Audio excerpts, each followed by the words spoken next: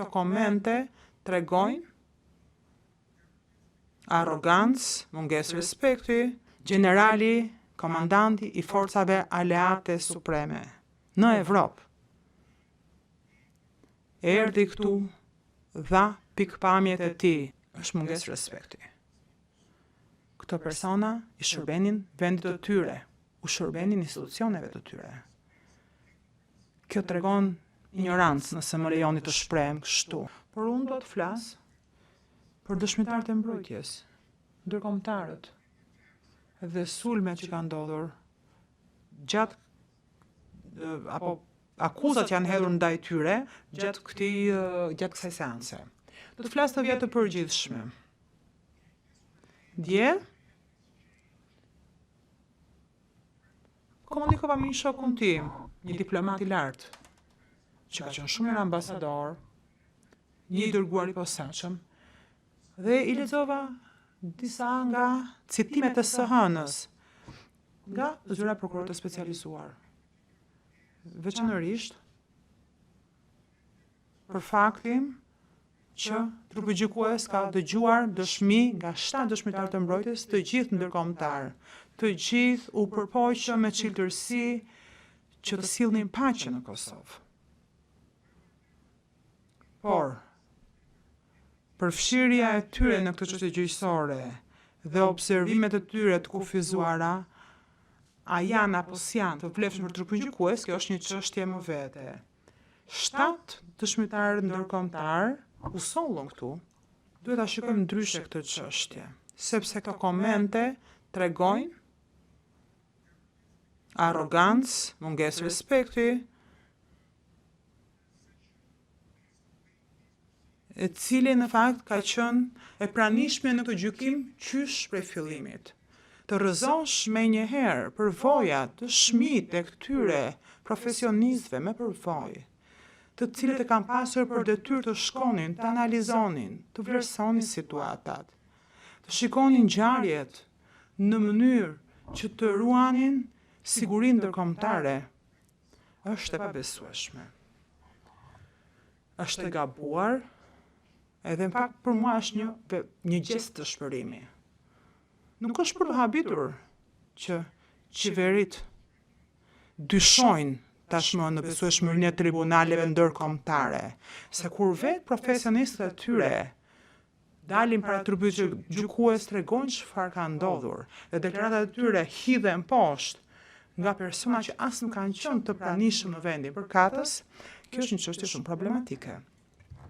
Duhet të kemi parasysh se këto institucione, këto tribunale janë një mjet, një instrument i sistemit të rendit ndërkombëtar, se personat që kanë qenë përpara jush janë pjesë e këtij sistemi, janë persona që vendosin në fakt nëse duhet të ketë tribunale dhe nëse duhet të ketë drejtësi. Nuk mund të themi, pa ata nuk e dinë çfarë flasin, ju ishit atje. Po ju keni qenë atje, po ju nuk e dini.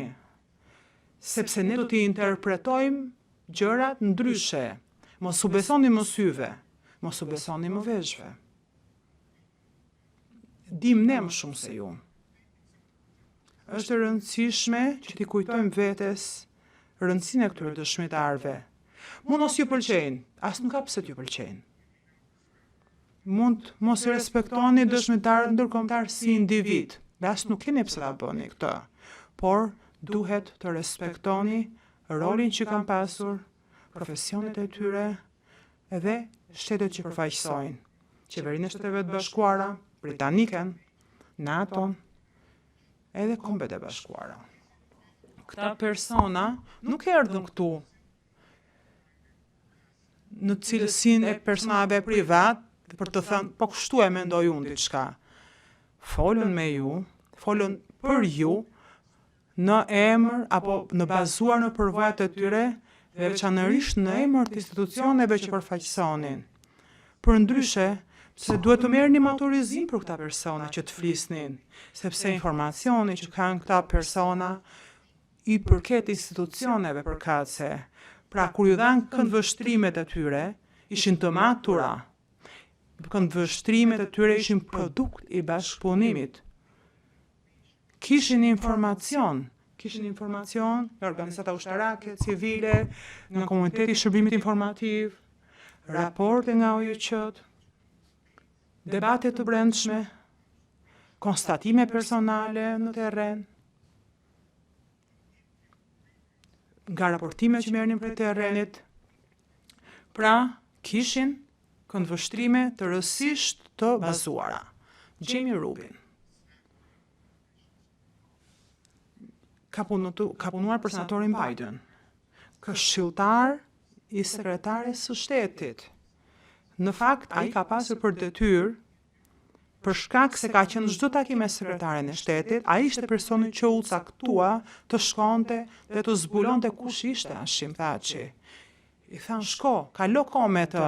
Dhe nëse kujtohet nga dëshmia e tij, ai në Rambuje, sa herë që i jepej rasti, shkonte pinte një cigare me zotin Thaçi. Ishte i pranishëm me të në sallë.